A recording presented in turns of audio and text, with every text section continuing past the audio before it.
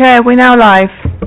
Thank you, and a warm welcome to those attending and also to our viewers watching live on the Council's YouTube channel, Hillingdon, London. This is a meeting of the Resident Services Select Committee. My name is Councillor Peter Smord and I'm the Chair of this meeting. A key role of this committee is to monitor the performance of local public services within its remit and to hold in-depth reviews on topics of resident interest. We engage with a range of external witnesses in our activity, which can include community groups, residents and subject matter experts. Where we identify areas for change or improvement, we make recommendations to the decision-making cabinet. Details of the business to be considered today are shown on the agenda, copies of which are accessible on the YouTube underneath the broadcast. Please note that members will be using tablets and laptops, and so will our guests, to view the agenda today. A little bit of housekeeping. We're not expecting a fire drill, so if the fireman goes off, please follow Liz to the fire exit and out of the door, out of the building to the designated meeting point. For those in the room, please do now switch off your mobile devices to silent before the meeting begins formally. Resident feedback forms. For those watching on YouTube, if you're so minded, you complete our resident feedback forms. Those can be found in the information section underneath the YouTube video. These forms are intended to help us improve the way that we run our meetings. Now we're going to move on to attendees of this meeting, and it would be great if everybody could introduce themselves for the recording, with my colleagues starting to my right. Councillor Gohill. Councillor Darren Davies. Councillor Jess Dodd. Richard Webb, Director of Community Safety and Enforcement. Daniel Johnson, London Fire Brigade Borough Commander for Hillingdon. Chief Inspector Ben Wright, Neighbourhoods Policing in Hillingdon. Casey Powell, Development Manager at Hillingdon Women's Centre. Melanie Aston, Centre Manager at Hillingdon Women's Centre.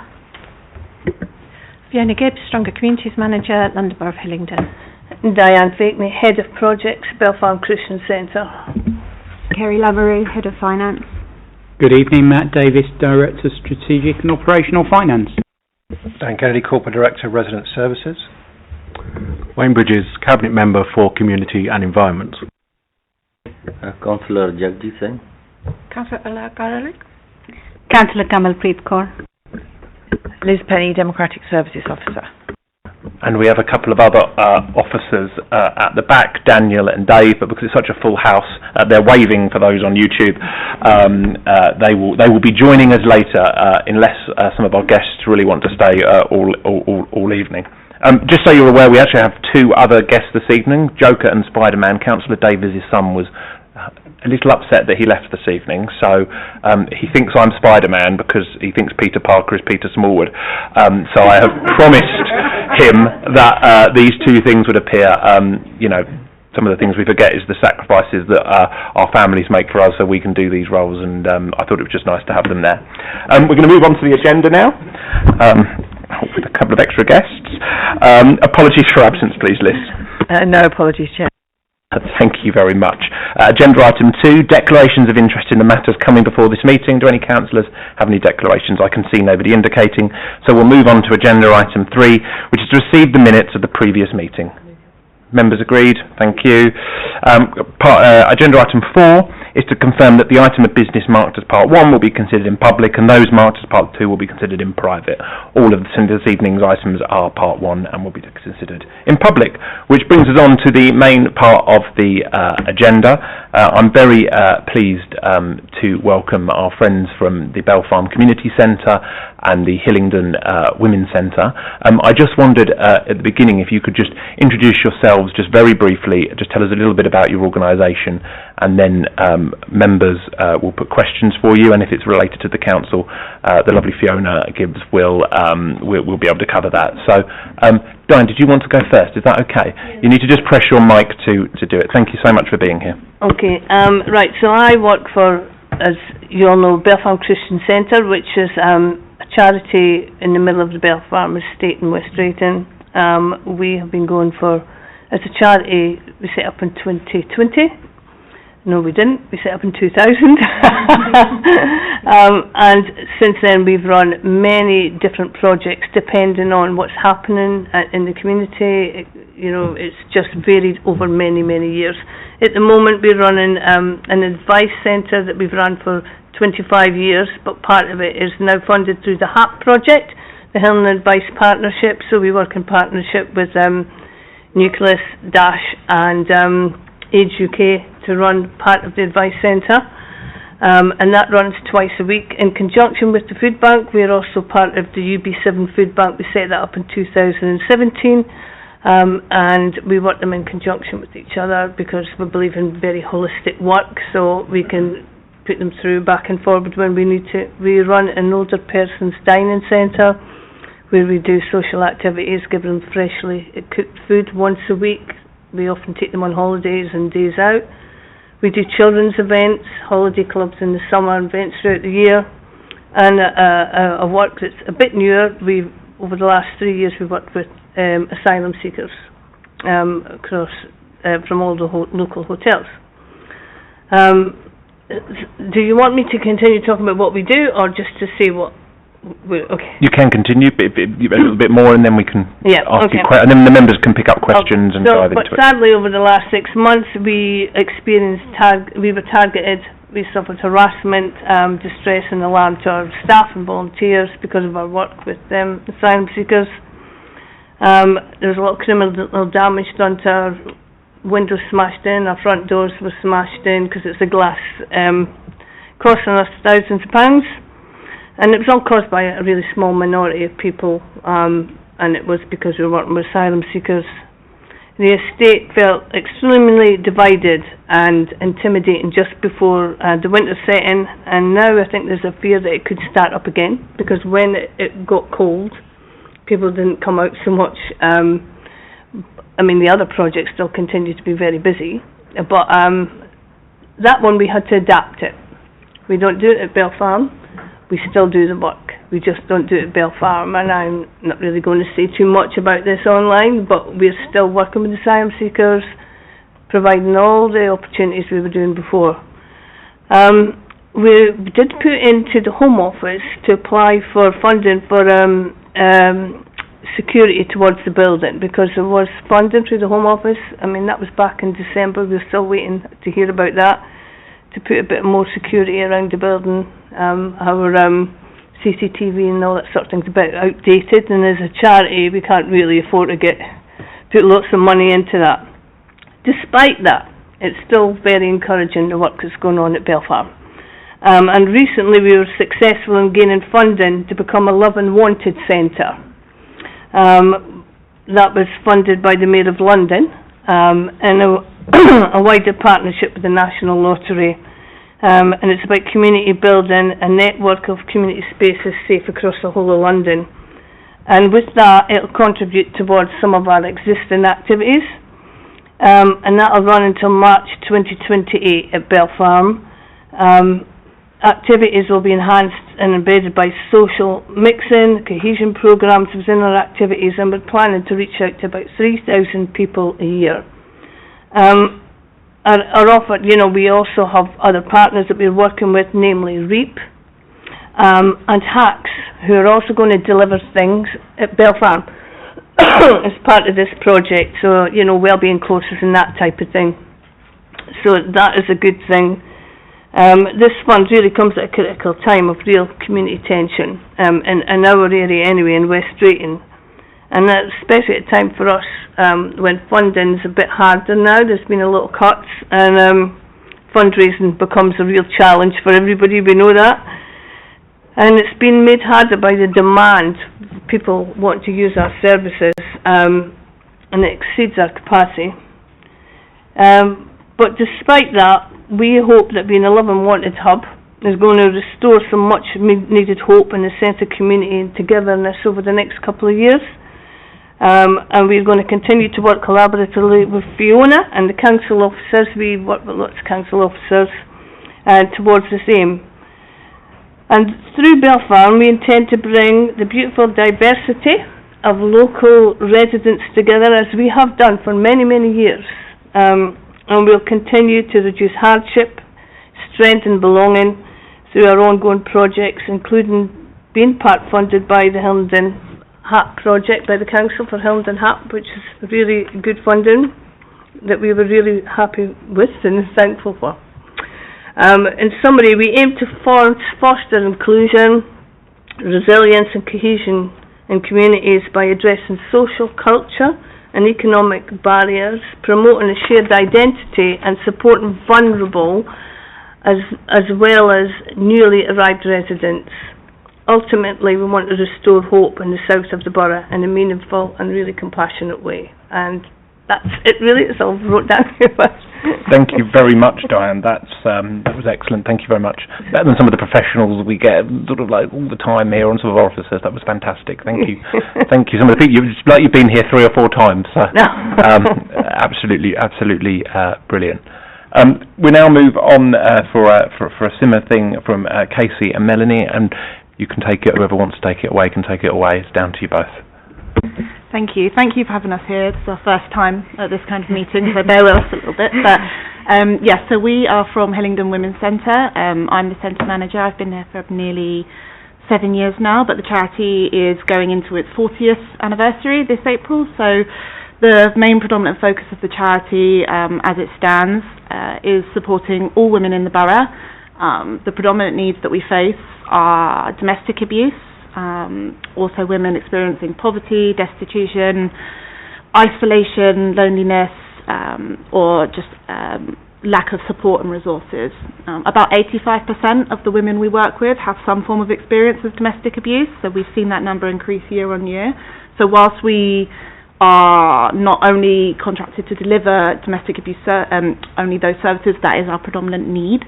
The way that our services work is that we have a small team of domestic abuse caseworkers who will provide safety support, crisis support, helping women to get into safer accommodation, working with different professionals, a lot of risk assessment and safety planning, as you can imagine, and that support can be short-term or long-term depending on the needs of that woman as well. As we know, domestic abuse is incredibly multifaceted. There could be multiple barriers that they can experience while going through that.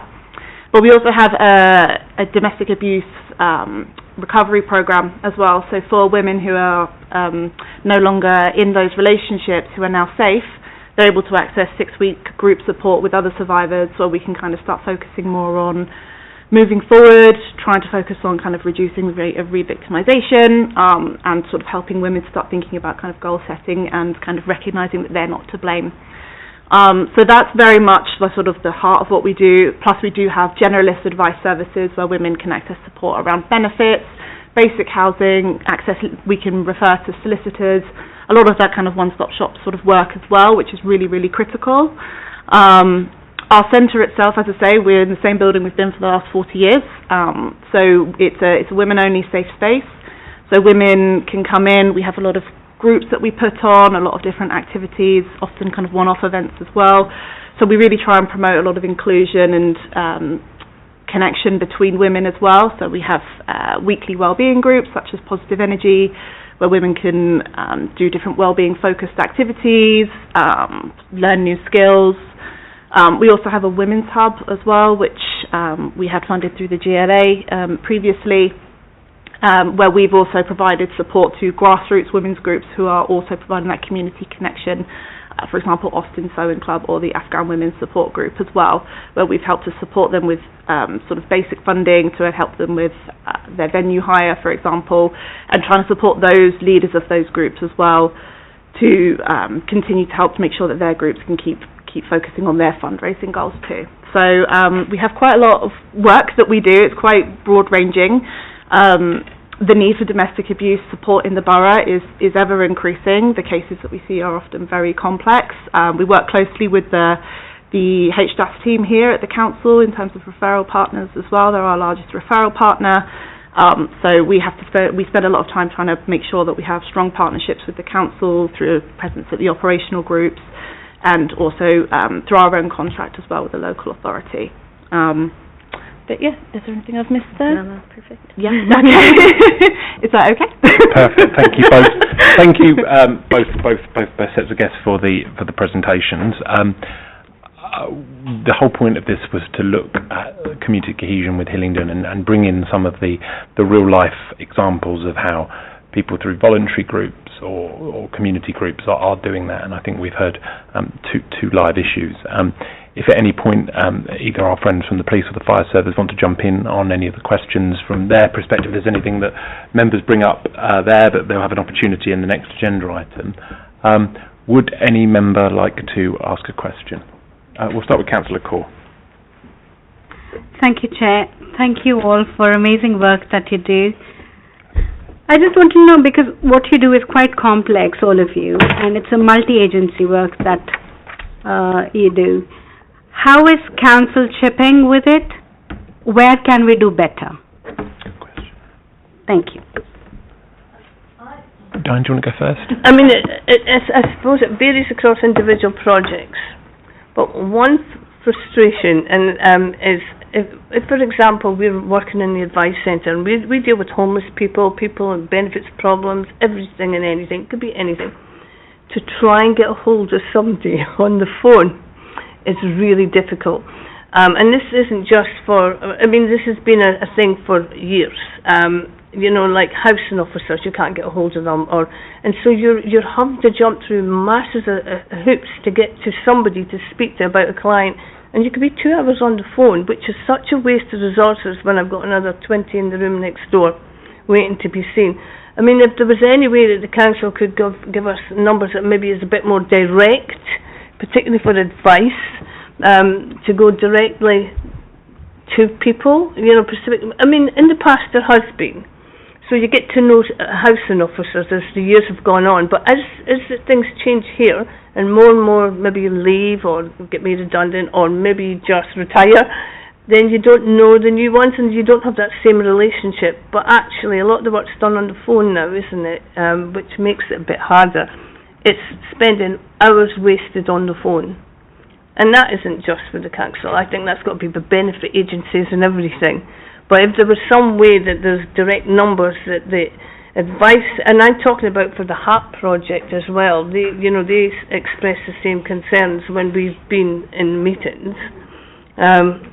You know, if there was a way to get direct numbers that we can get through a bit quicker and at least resolve some issues, because we know the council can't do it all. And you know, there's lots of people come up us that's homeless, and I know how the system works, and I know they can't help everybody because we're just overwhelmed in this borough with homelessness right across the country, actually. But we do have contacts that we can feed them into that the council don't have and get them housed as well. But sometimes we just need to be speaking to officers, which would be really great if we can get the contacts in. Okay. Councillor Davies? Oh, sorry, my apologies. Melanie and Clayton, sorry. Yeah, Over to you. I was just going to jump on the back of what Diane said there. We would echo some of the similar sentiments. I think what has worked for us at our centre, we do have a housing officer from the council who attends the Women's Centre every Tuesday for a housing drop-in service, specifically for DO victims. And we found that's a much easier way to kind of navigate some of those challenges where it's maybe trying to reach different housing officers or help to kind of try and prioritise certain cases.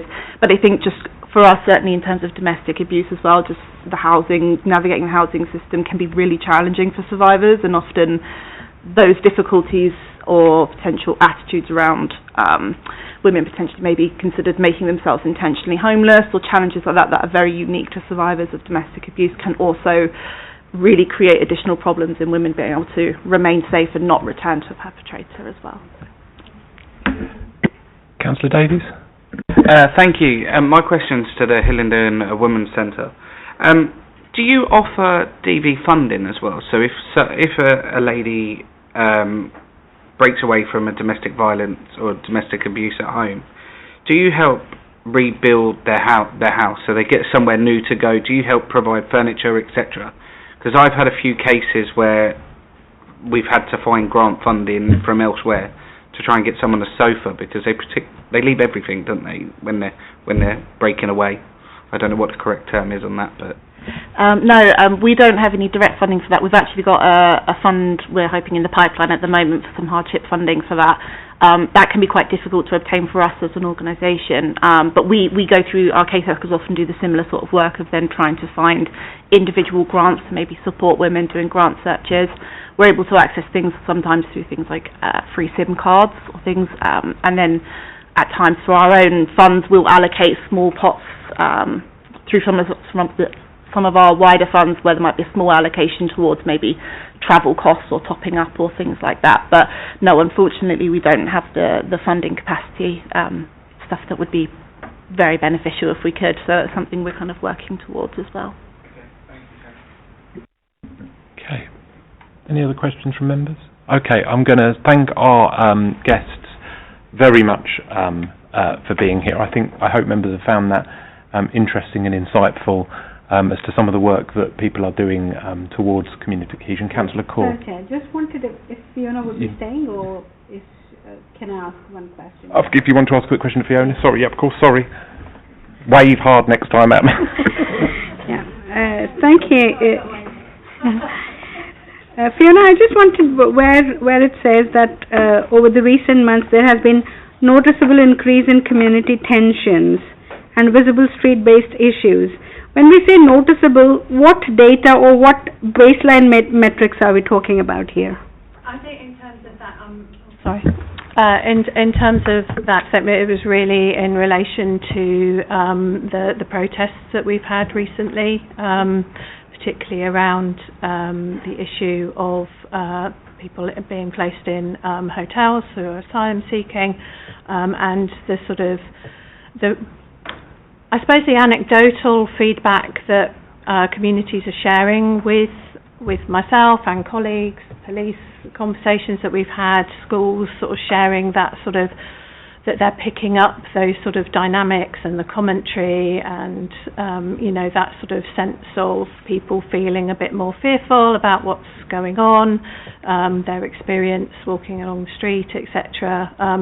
So that sort of anecdotal, as well as we have had sort of seen the reporting data around hate crime statistics and things like that. So it's a combination of all of those things and the activity that we've witnessed on the street, shall we say, in terms of those physical protests, etc. So that's really what I was alluding to. And I think also just nationally we are seeing, particularly in the online space, an increase in the sort of rhetoric that's being shared and spread online. And with my Prevent hat on as well, obviously what we're seeing in terms of the referrals that are coming in, and some of the low-level, some of the conversations that I have that don't warrant a referral, but there are attitudes and behaviours that are obviously concerning, and that we're seeing that change in. So that's sort of in a combination, they're all things that sort of are adding to that concern, and I think that's going to continue for the foreseeable at the moment. Thank you, Fiona. Yeah, of course, Diane. Yeah, jump in. Yeah, please. This is not what Fiona. Just before I go, I would like to say that if anybody hears of any funding for children, to work with children, we desperately need funding for working with children, because we used to get grants from the council, and when that stopped, none of our events for children we charge for, because the area is such high in deprivation, and we work with specialised groups of children as well. So if you hear of anything, please let me know for holiday clubs and events. Thank you. Yeah, we will pass that on, and maybe some your ward councillors will have some inspirational ideas, good. But maybe other members might come up with something they found for something within their wards and their communities. Again, just a massive thank you for giving up your evening to come and talk to us. I know it can be quite daunting. It was like you'd all done it before, like riding a bike. You are now all welcome to leave. You can stay and listen to the rest of our meeting, but I'm sure you've got lovely things to be getting on to with your evening. So thank you very much for coming along.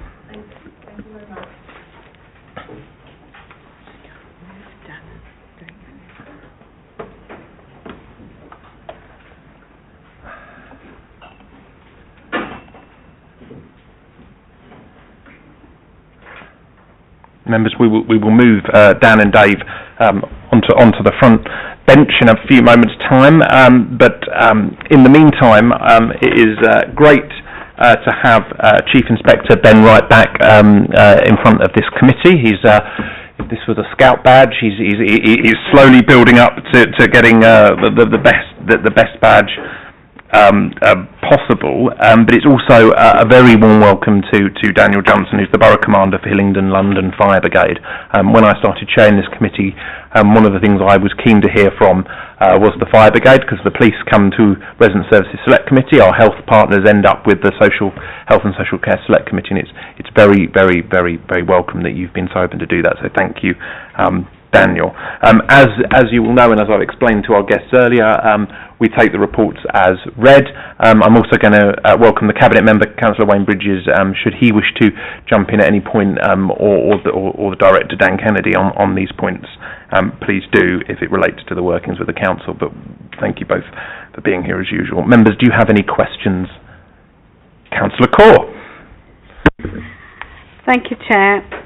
First, I'll ask the officers a couple of things that I wasn't sure of. When are we going to actually see the start of the strategy that was passed, this Safer Hillingdon partnership that, full council agreed? So when can we see that in action? Richard? Sorry. Thank you. So yes, the strategy is passed. It's published now, and at the Safe Hillingdon Partnership, there is we've started to review a delivery plan that's been agreed with all partners, which has each of the priority themes and the focal point for each of those priorities on the activities we're undertaking, and some of the measures we're going to use to track progress. We've also, at the last meeting, had the first look at a much more comprehensive data dashboard that supports the delivery plan, brings in data from a range of partners and council services that enables us to see what information collectively we have to enable us to understand what's happening in terms of crime and disorder as a whole, and hopefully the effectiveness of our interventions. So the intention will be that the next time we have this meeting, with agreement as the chair, we'll bring the delivery plan. It just needs a bit more work to finalise all the details before we can publish that, but we'll be able to publish that, and you'll be able to use that as a way of tracking against our priorities, how the partnership is responding to the issues. Councillor Corr, my apologies to you before you ask your second question. I have slightly jumped the gun and misread my notes slightly, so I apologise to you and the committee. We usually do allow the police to give a short presentation, Ben. You don't have to, but I just wanted to make sure you'd have that opportunity to say something, as you are technically here under the statutory thing, and come along, and I didn't want to feel like you'd missed out, as we usually do, so my apologies on that. No, thanks, Councillor. I won't interrupt the flow. I'll happily pick up questions as we go, and we can broaden the conversation out that way. Thank you, and actually I think members find genuinely when the questioning is the bit where we draw the most things out. Councillor Corr, back to you. Thank you, Chair. My other question was for Daniel, yourself. I just wanted to say how London Fire Brigade is now, especially yourselves, prepared with issues around Heathrow. Because last time we saw the fire, which actually disrupted everything at Heathrow for a long time. So how prepared are we for anything that comes around Heathrow? So London Fire Brigade prepare and train for scenarios for a wide range of incidents. We have a 6 and 8 minute response time for first and second fire engines, which is maintained across London over 95% of the time. So we can respond very quickly and effectively to any incident that arises. Each fire station undertakes a training programme which covers a range of different types of incidents that we could attend to ensure that we are prepared as much as possible for the wide range of scenarios that incidents around Heathrow can throw up. Councillor Gohill. Thank you, Chair, and thank you for joining us this evening, and an extra thank you to you for allowing us to, as a committee, I think about a year and a half ago maybe, we visited Hillingdon Fire Station, and it was a very insightful visit, so thanks for allowing us to view your premises. My question is actually to both of you, if that's okay. It's just about how you communicate with each other about potential sites which where kind of crime hotspots and fire hazards overlap. And in particular, I'm kind of thinking about things like cannabis factories or those sort of things where often they kind of do dodgy wiring which can lead to fires, and or do you share that intel with each other, or when you kind of crack down on those, is the fire brigade also notified alongside the police to kind of put those kind of risks at bay. Just hoping you could share a bit more on that. Did you want to start? Yeah, I think fundamentally we're very well entwined. So, if you look at the management, for example, of critical and major incidents, we all work to the JESIP structure. We have very well-defined kind of procedures and processes for sort of interworking. You see that kind of on a daily basis in terms of things like accidents, car accidents. Those things are very, very well-defined in terms of how we respond to them. Cannabis factories, actually, it's generally the electricity board that you kind of engage with around those, though. If it goes wrong, then potentially the fire brigade come along. Daniel and I have met and been to a few things before, and we, again, keep in touch. I think we're quite well sort of dovetailed in. I think certainly our command and control structures and the comms rooms where they're taking all the calls and gather information are very well dovetailed in. So I always think it's quite seamless, to be honest with you. I've never ever had a problem with kind of joint working with the LFB at all. No, and I would back up Ben's comments there. But my job as Borough Commander for London Fire Brigade for Hillingdon is to talk to Ben and the Superintendent as well, just to make sure that we are alive to the risks that are going on in the borough and we are working seamlessly together. I also sit on the security review meeting, which is the BCU, to look at some of the wider risks, mainly around the terrorism front, but also any other risks that could be highlighted through that, to ensure that my borough risk management plan meets them risks of what we've identified in there. We've also got our fire safety regulation team, which sits at Hillingdon, and they work alongside police partners as well when risks are identified to make sure we can mitigate that as much as possible. Councillor Cohill. Thank you. We're allowed follow-ups in this committee, but we're allowed 2 questions. My 2 questions aren't linked at all, but thank you for the answer to the first one. That's actually really reassuring to hear. I do have a entirely separate question though, and that's for you, Superintendent Wright, if that's okay. It's made. Sorry, I can't read the name tags from here, so I might need some glasses. My apologies for the wrong title there. But my question is, residents. One of the things I hear most about residents is that they kind of rarely see police patrols, and this is kind of brought up a lot in S&T meetings. And I know we get answers every now and then that there's often plainclothes patrols on buses and things like that. But I was wondering, with all the protests of various sorts happening in central London, how often are our localised forces being taken away from us and being kind of put into central London? Maybe some numbers if you have them available, or a percentage of time that they're in the borough and not in the borough, if that's helpful. Yeah, look, I think certainly at the moment it comes in peaks and troughs, sort of those central activities. At the moment with everything in Iran, Israel, the USA, and of course sort of the ongoing issues around asylum and migration. And the sort of the protests associated with both of those things, and the sort of politics more broadly, that naturally drives more kind of activity in central London.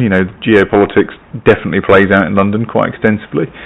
But certainly over the last sort of 3 years, there's been a lot of work that's gone on to minimise the abstraction of our kind of dedicated ward officers from their wards. So, whereas some time back that might have been in the region of, at peak time, sort of 35%, now it's very much lower.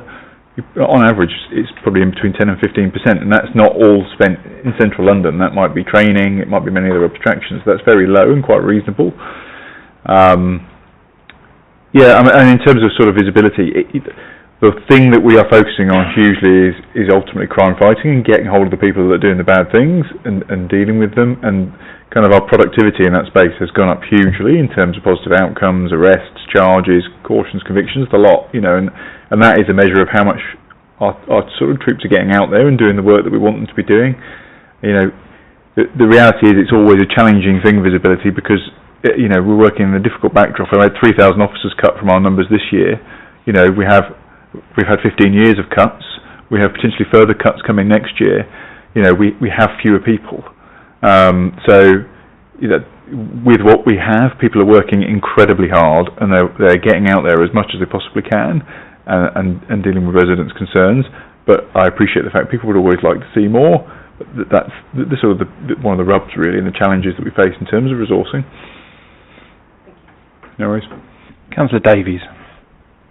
Thank you. My question to Ben, as always. We stopped out. The Met Police stopped out, and we've had the new Met what is it, Met Police now, is it? The new version of OWL?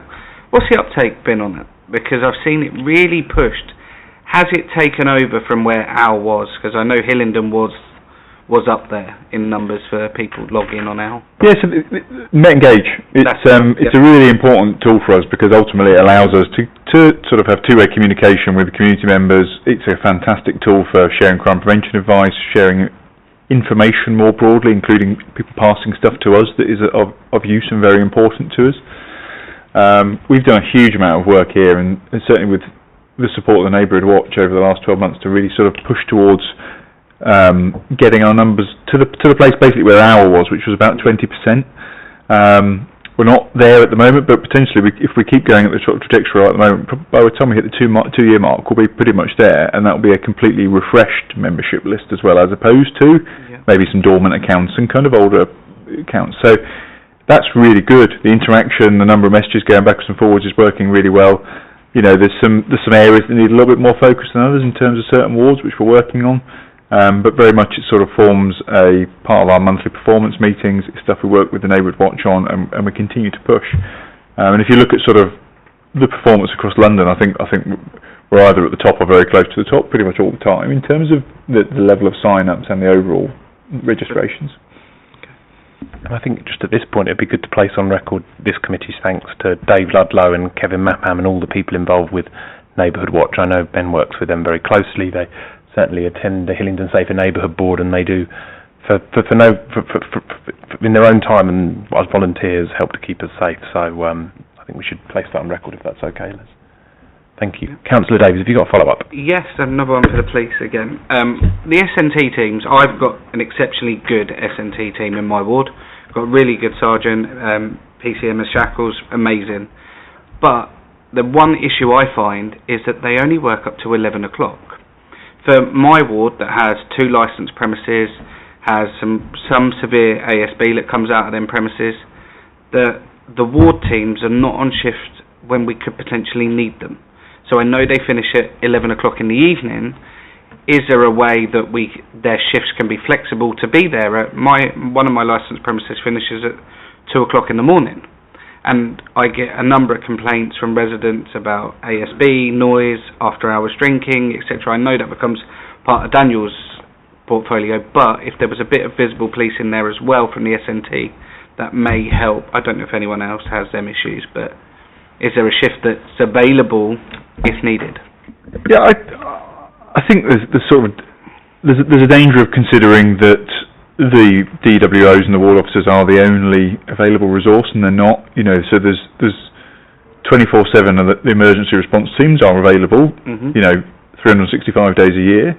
If there are incidents at those venues, then absolutely those teams can be called in to come and pick them up. I mean, genuinely speaking, licensed premises are not a huge driver for crime in Hillingdon. We have in the council a fantastic licensing team that works extremely well with our local licensing officers as well, in terms of, you know, working with licensees fundamentally to kind of design problems out and stop them occurring, and ultimately respond to them effectively when they've occurred, and that has been very successful. So, you know, for me, I don't see that as being a massive. That's not a priority for me in terms of the kind of the risk profile that we face on this BCU or borough and where we need to put our people. You know, if you take, say, Emma's patch at the moment, Lombardy Retail Park is a huge driver for kind of acquisitive crime, which isn't sort of post 11 PM, but is very much in the days, and, you know, is far more responsible for crime in terms of whether it might be e-bike-enabled crime, robbery, violence, which actually the hours those DWOs are kind of spending their time there, it allows them to have the greatest effect.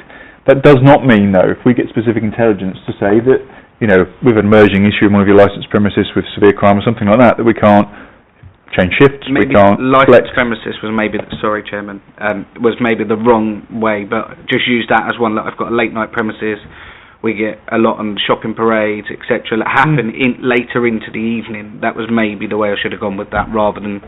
Yeah, so that was all. No, I appreciate that, and you know, we always police based on risk, and we police based on where the threat is at the moment. They aren't the only resource that we have, and the emergency response teams are proactive uniform teams. Again, At the moment we've got TSG who are working on the BCU who work all sorts of hours. So it's a much more complex sort of picture, and we certainly look at where the risks sit and then task resource to them accordingly. So it isn't just Emma and hers at that site.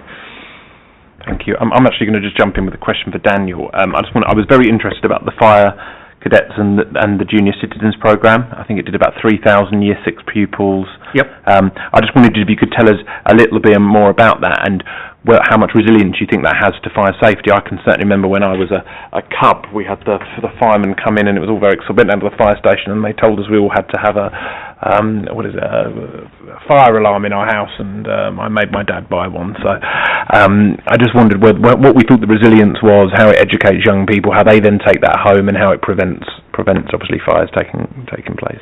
Yeah, I don't have any direct stats on that because it's very anecdotal, I would say. But I think when you educate young people, not only does that grow through to adulthood, but they pass the messages on to those, and especially those that might not originate from this country and might not be aware of some of the prevention measures that we have in order to keep people safe. That can then work for osmosis through family members. But ideally what we're looking to do, certainly for the year 6s, is to really just get them to identify where the hazards are, and so that they can see what might cause a risk in the event of a fire, and then they would then go back to their own homes and help identify that. Certainly with electrical goods, with the use of candles and cooking, and especially with the rise of lithium-ion batteries and how to make sure we use them safely.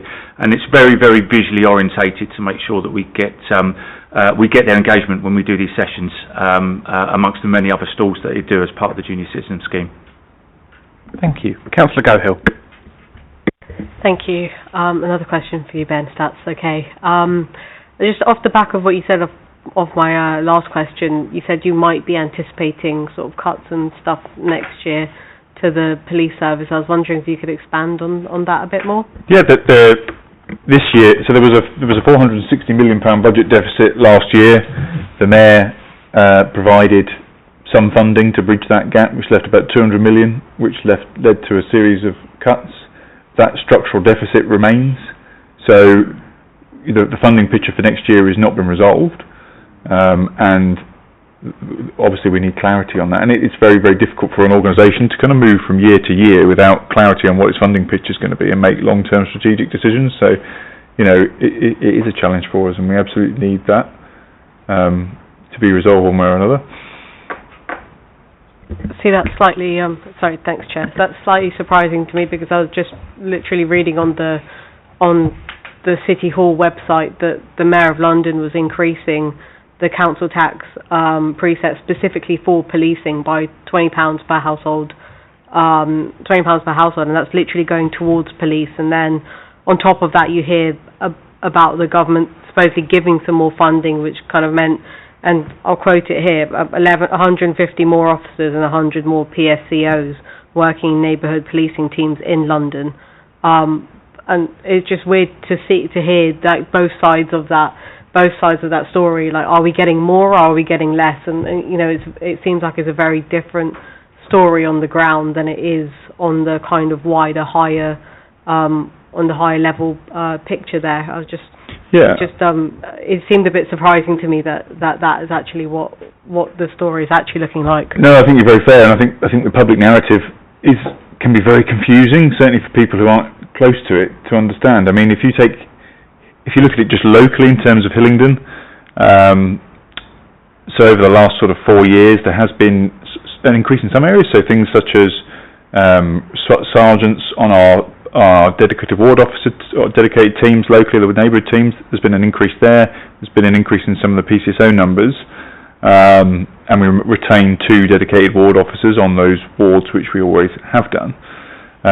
One of the teams that used to support them had 10 people in it, which performed some really important administrative functions. They're now gone. That means some of that work has to be displaced onto those dedicated ward officers. The emergency response teams have fewer people in them than they used to. Again, that creates challenges. The HQ department that kind of covers the whole BCU is reduced, again because of the need to cut numbers, because the broader number has been the 3,000 police officer reductions, not to be confused with PCSOs, which are a different workforce, but a much smaller number. But yeah, it's 3,000 posts removed from the organisation this year. I'm not aware of and I hope what you're saying is correct in terms of that there's something coming about to bridge that gap, but I'm not aware of that myself at the moment. I've certainly not heard anything through internal channels yet. Maybe that will come out in due course, but it's important. Thank you, Councillor Gohill. Councillor Gerlich. Thank you, Chair. So I've noticed in your report there are some types of crimes which are on increase and some are decreasing. Is it something specific to Hillingdon, or is it like broader sort of trend in London? Yeah, there's a few. I suppose there's a few bits in there. So I think violence against women and girls is something which is obviously a broad category of kind of criminal offences, but it might be anything from rape to assaults to harassment.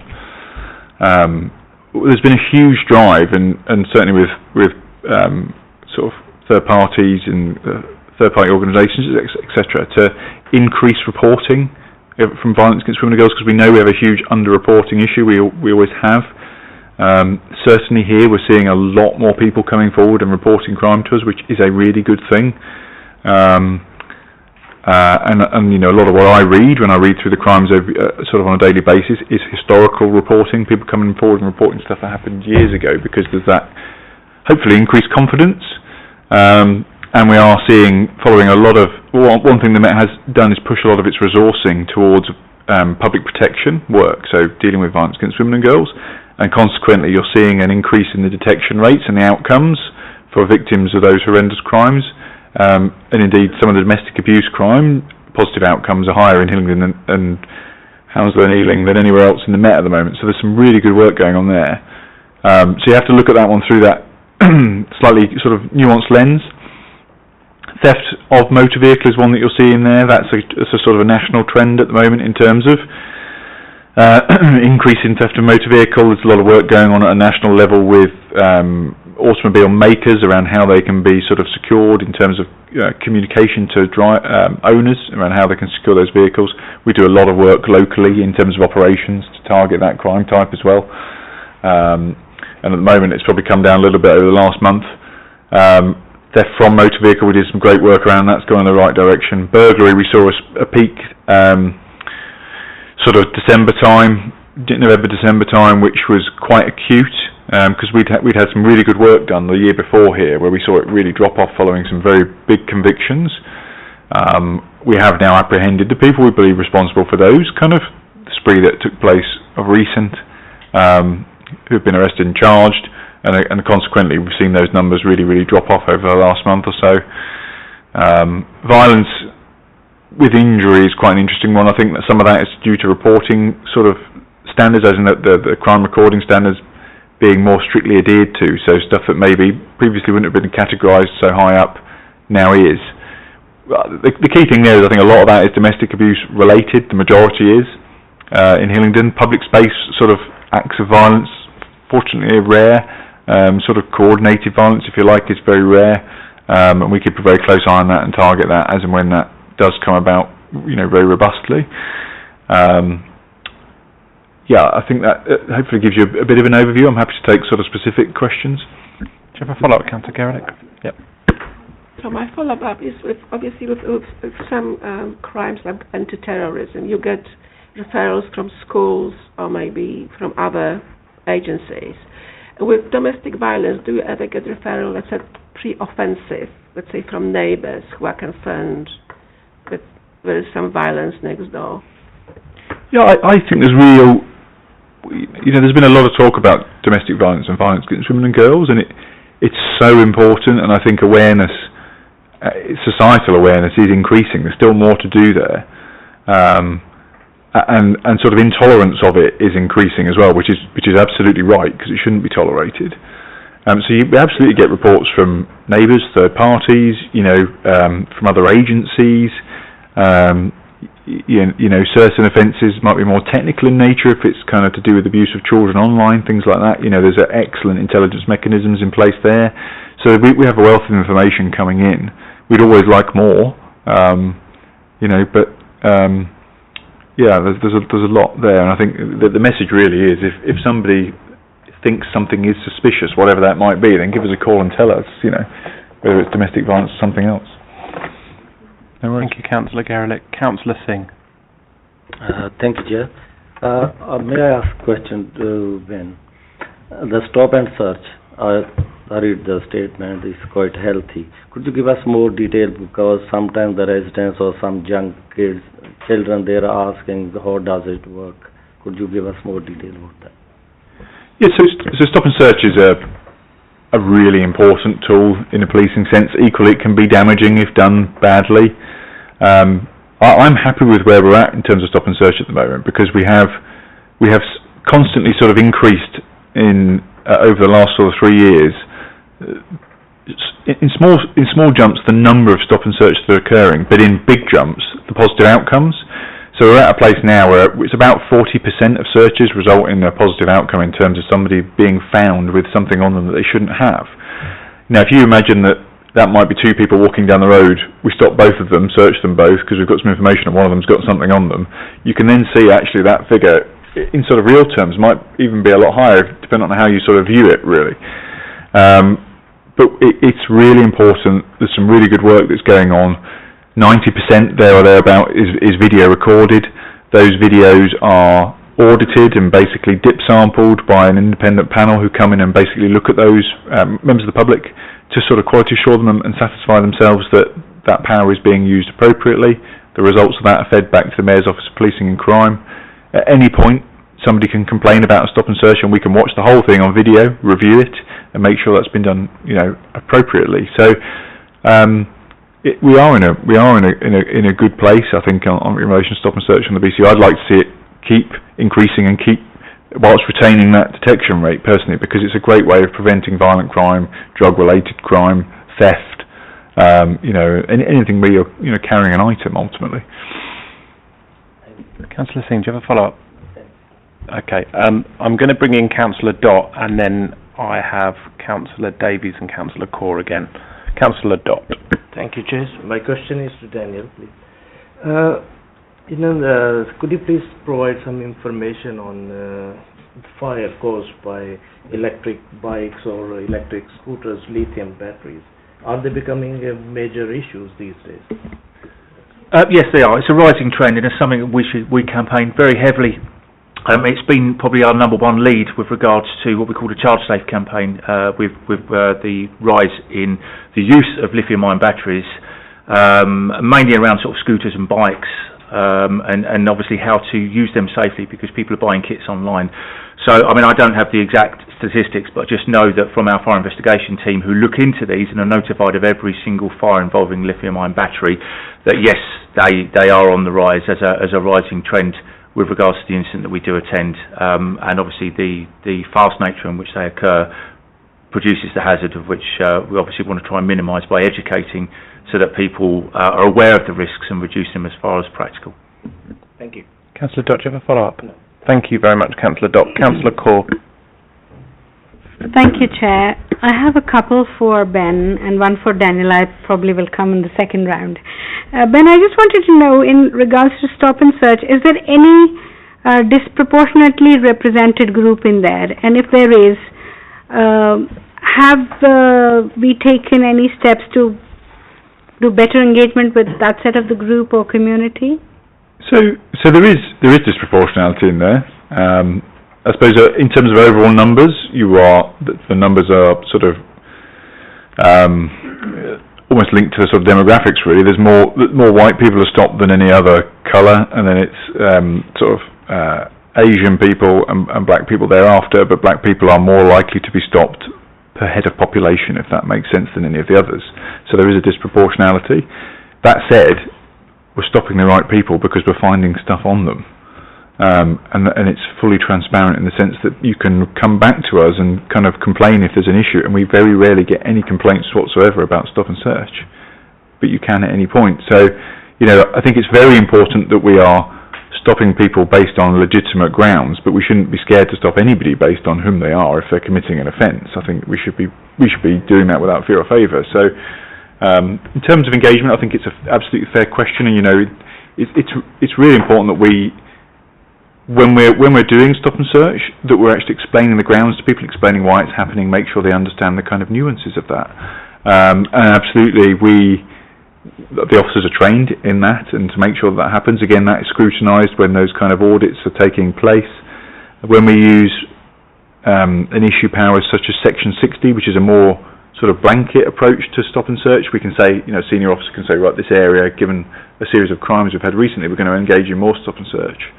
And we don't need the same grounds for it, but we make a real effort to then communicate that out to the community via media channels, via engagement with the independent advisory groups, the safe neighbour boards and things.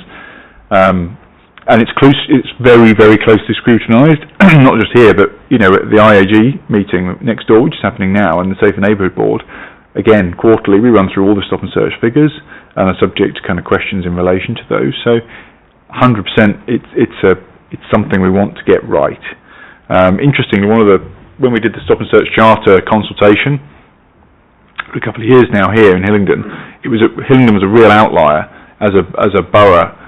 Across the Met, in terms of the overwhelming feedback from everybody was we just want more stop and search, whereas it was much more contentious in other parts of London for good reason. But so I think we're very much pushing in the direction that was requested and the consultation suggested ultimately. Do you have a follow-up, Councillor? Go on then.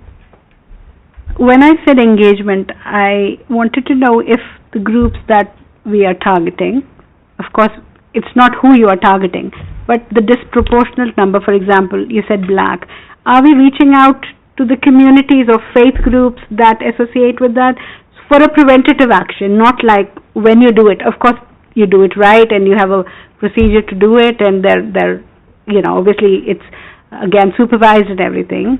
I wasn't questioning that. What I wanted to find out was if there was a disproportionate group that it came out every time, were we doing any prevention with the background of the family or the faith groups or things like that within those communities so that we could prevent it? That was my question. What you're ultimately talking about there is preventing crime, right? Because you wouldn't want to prevent the stop and search as such if somebody is carrying something they shouldn't be carrying. So absolutely, we do huge amounts of engagement and work with different community groups. In fact, I met for example, the Muslim faith leaders. I meet them quarterly. Met them recently, where we discuss a whole range of issues and talk through things. But at a more granular level, obviously, I don't do all of it. My teams are very well dovetailed in with the council, with school leaders, with third sector charities. We do, with the support of the LFB, a huge amount of work in terms of their initiative, but it's what's it called? The Citizens. I'm having Junior Citizens. Thank you. Yeah. So every year, every pupil that's moving up through schools gets an input from all of us around what stop and search is about, what your rights are, what your entitlements are, what you should and shouldn't expect, how you can avoid being stop and searched, and what's legal and what's not legal in terms of what you can and can't carry. If you speak to, for example, the faith leaders, they do loads of work around trying to make sure that people know what is and isn't expected of them. We do that with asylum hotels as well, in terms of you're new into this country. The Home Office are doing a lot of that at the moment in terms of what you can do, what you can't do. I think hopefully that answers some of your question, Councillor. Thank you, Councillor Core. Councillor Davies. Thank you. My question's for the fire brigade. Have you looked into any sort of non-emergency number? Bear with me on this. I've had a few incidents over the years where someone potentially has got a bonfire and there's black smoke coming off of it. Like, the police had the non-emergency number. The only number that we could find was to ring 999, and then you have a full fire brigade attend when maybe it doesn't need that sort of response. Do you understand where I'm coming from? Yeah, no, absolutely. I suppose. Yeah, I'm just trying to think of the most practical solution for what you're trying to say, because it depends on whether or not that, for example, the bonfire is actually a risk that needs mitigating, and therefore, even though we would turn up on a blue light response, because of course fires can get out of hand quite quickly, we would try and educate as opposed to just putting fires out and walking away, because it's about getting people to understand what they might not have understood before about the impact of what they're having. Obviously, with regards to clean air laws, that falls under local enforcement in order to resolve that, but I'm not sure. I've not been made aware of any direct need for that. we can, when it comes to community engagement, for example, we'll always do that, and we will do that on a local level and always respond to requests for that. That usually comes in via the general inquiries line. So, but you're talking about more of an immediate response, but what you wouldn't necessarily consider a 999 response. Yeah. So, like all things, we would always look to see where that need is justified, and if we needed to change our approach. I've not seen anything locally or across Greater London that would indicate that. I think we'd rather turn up to make sure that that risk is mitigated on a 6 and 8 minute response. Lovely. Councillor Davies. Yeah. My next question for you again is on hoarding. We get a number of houses that are potentially full to the brim. How do you manage them within our borough? Is that something that you keep a database on? Because I'm assuming a house that's full of someone's personal possessions, shall we say, do you keep that database, or do we keep it at the council and inform you? How does that work? So again, it's joint working. So if we're made aware, and I take it, talking about those that might have a tendency towards hoarding. Hoarding, absolutely. So if we're made aware, we'll go and try and engage with them. It's either made through social services, or we might get it through partners such as the London Ambulance Service or the Metropolitan Police, and we'll go around there and offer home fire safety advice and advice on how to manage that. We have a database, an operational risk database, where we would then log that because of the increased risk if they would have a fire in their property. So it gives early warning for any crew across London attending that address to know that there's a risk associated with that, and therefore we would tailor our tactical approach to make sure that we can deal with that situation as effectively as possible. Is that shared with the local authorities? Sorry, Chairman. I'm gonna bring Councillor Corr in. Yeah. For one question. Since it's a one question, I have to word it in a way that it fits whatever okay, so Richard, how do you work with Daniel to make sure that our towers are safe, and how do you work with Ben, for example, around since we're not locking the gates of the parks anymore, if there are any data or any incidents around parks that are happening? So how are you working with Ben's team on that? What can they help you with, and how can he help you guys better do what you're doing in terms of ASB better? Thank you. Yeah, that's no problem. They're quite big questions though, so I'll do my best in brief, but happy to follow up later. So around, say, parks and safety in ASB, we do a number of things, certainly through my team, and we share information with the police around ASB trends, patterns, hotspots. So if we identify there's a particular hotspot, there's complaints about behaviours in a park, we would the RSB team would start to do work on that, but as part of that they would always engage with the neighbourhood teams. So it's partly driven by that identification of that being a particular trend or an issue rather than a one-off. And similarly around, we do daily reviews on, for example, violent crime reports, so that would pick up if there was a repeating pattern of incidents or problems in a location, which then would trigger further conversations with Ben's team. In fact, those daily reviews are joint police and fire reviews to consider whether we need more measures around lighting, CCTV, cutting back bushes, etc. So it's based on the data, and it's all sort of evidence driven. In terms of fire safety in high-rise buildings, that is a whole big other subject. So generally we have, in the council, we have a high-rise fire safety programme, which is kind of led by the MHCLG definitions of what is high-rise, funded by MHCLG, and involves us identifying and making sure we understand the risks in those buildings. That whole programme is very much hand in hand with the fire service. So we would look at aspects, we've got an expert who would look at aspects around building construction and so on, but obviously the fire brigade would have the expertise on fire safety measures in common spaces, etc. So there's a long list of buildings that meet the definition of high-rise and what the status is and what the mitigation programmes are.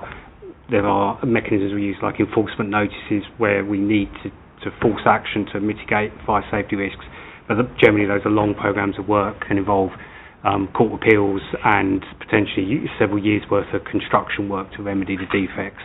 But obviously we get quite a lot of referrals as well and engagement direct between our private sector housing team and Daniel's team around the inspections you carry out in buildings, triggering our team to get involved if we identify other risks, because I think that your fire safety inspections are quite comprehensive and regular in those sorts of buildings. If there's anything you want to add to that.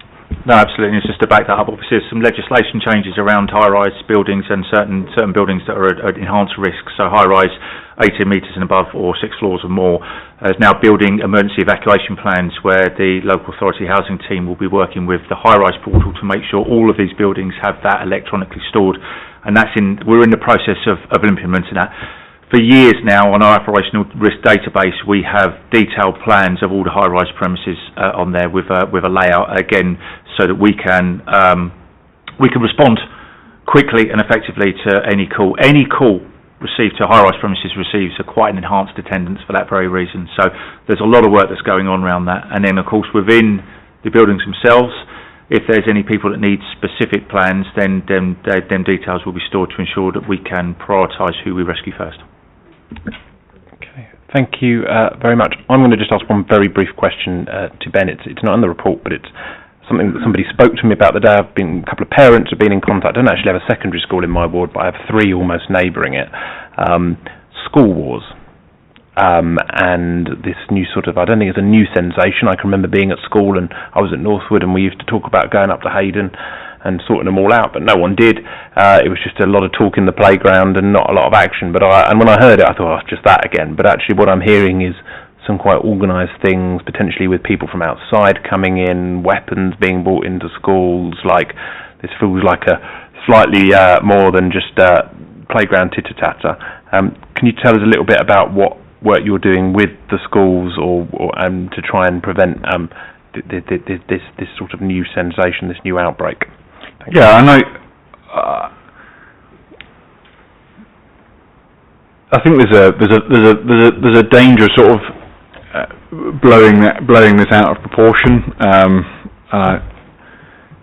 Like you say, stuff like this has always gone on. The people who originated those posts that went viral across London have been arrested and are being dealt with accordingly. We had some excellent sort of joint working with colleagues in the council, with schools, with parents, in terms of information sharing to inform kind of a policing response. Fundamentally, there were no significant incidents in Hillingdon at all, and we were able to use intelligence to prevent anything from occurring due to, frankly, a really good community response that kept us well informed. And it has very much, died down, touch wood. And I don't think it's worth kind of, breathing any more air into that fire, to be honest with you. I think community members were brilliant and really supportive. We've had a good response to it, and the people who kind of caused the initial problem are being dealt with, and hopefully that is the end of that. Very good to hear. Thank you both, Ben and Daniel, for coming along this evening, and on behalf of the committee and I'm sure the entire council, thank you for all you do to keep us in Hillingdon safe, and please pass that on to your fire officers and police officers that do that, officers all. You are welcome to stay if you want, but I'm sure you have other things to be doing with your evening, putting out fires and catching criminals. So thank you very much, and we look forward to seeing you again at the committee soon. Thank you.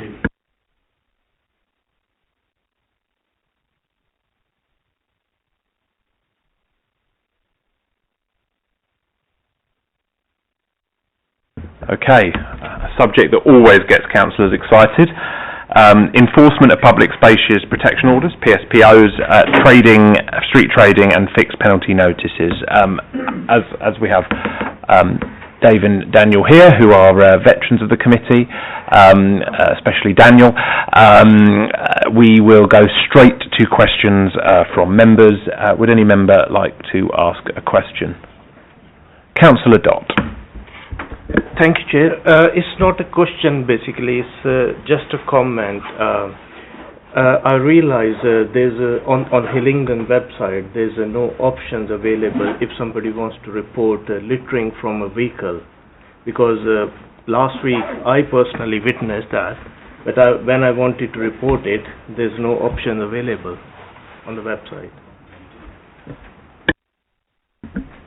We'll take that down, Councillor Dott. The Cabinet member is here. He's always looking for improvements to the members' inquiries or stream my Clean Up My Streets app. So he would have heard that from his position. Councillor Kaur. Thank you very much. In terms of fixed penalty notices, I was just wondering, it's good to know that we know from where we were last year. Do we know how we compare to the other boroughs, especially the two next to us? We're comparable because what we look at is the results, final results. The fixed penalty notice is a method of relieving somebody of prosecution, and that's the baseline. We try and maintain very high standards within Hillingdon, and we work with the evidence that we have.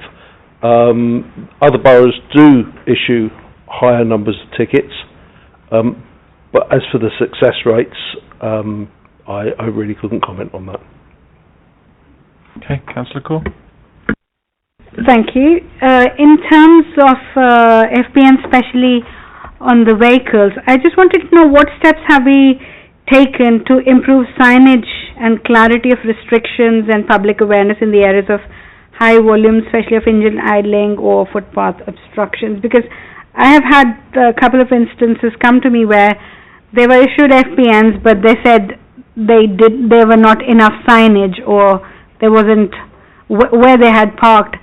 As they entered the zone, there was nothing to indicate that they were entering that place where they'll be charged. Signage is always an issue. We try and put as much signage up as we can in identified locations where it's required. Some of it is removed, some of it wears out, and we try and replace it as and when we can. However, there's more information available other than just signage. The information is available on our website, and it does go through a process of consultation with many organisations and bodies. We try and inform where we can. Thank you very much. Councillor Davies. Right, where do I start? FPNs, for me, well, where do I go? Sorry, I've completely lost my train of thought now. We issue FPNs if we attend a premises and we check for their waste agreements, etc., and they don't have a transfer of waste. I know I've had a few in my ward recently. Really, really good thing, but do we not talk to internal services? So I've got a couple of residents, and I know there's been a few businesses that use London Borough of Hillingdon Waste Service. They have our bins. They haven't been able to produce the waste exchange, but we've issued an FPN without checking our own systems. Is it not a waste of officers' time? They've gone out, they've seen it's a Hillingdon bin, they could have done the research before to save time and money. Yeah. First of all, the FPN isn't issued straight away. We would issue a notice, like a request, to give a certain amount of time, 7 days, to produce documents. So there is a time allowed, and it's when the documents are not produced that we issue the FPN. Yeah, it is true that in the past, one department hasn't been talking to another. We are working on that. We are working very closely with Waste Services teams now, especially with the contracts, and they do supply us with the lists of businesses especially who have contracts with us. Okay. Can I just also add, clearly from this process there's been some learnings and we have to sort of like acknowledge those. But I think what we've done since reviewing the process is looking at communication internally between our teams, because this whole area, these three main areas, there's massive overlap in terms of how we work, and it's getting it right.